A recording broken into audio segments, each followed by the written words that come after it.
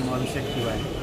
अहिले तपाईँहरू जिल्ला प्रशासन कार्यालयमा वार्तामा बस्नु भएको थियो नि, के कुराहरू भयो? वार्तामा भन्दा पनि हिजो जुन घटना घट्यो त्यो घटनालाई केन्द्रित गरेर सिडिओ साहब र एसपी साहबसँग संवाद हुँदै थियो।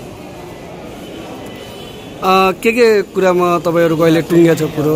खास गरी 5 वटा मान्छेहरू एरेस्ट अहिलेसम्म भएका छन्, बाँकी अनुसन्धान चलिरहेको छ र निर्दोषलाई किन समात्यो भने हामीले कुरा राख्यौँ।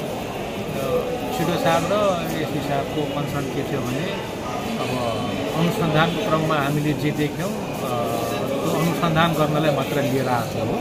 अब निर्दोषलाई त राख्नुपर्ने कुनै छैन, निर्दोष प्रमाणित भए हामी छोडिदिन्छौँ।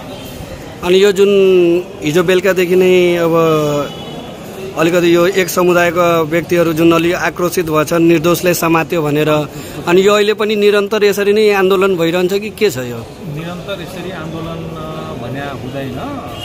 अब उहाँहरू अनुसन्धान गरेर निर्दोषलाई छोडिदिनुहुन्छ।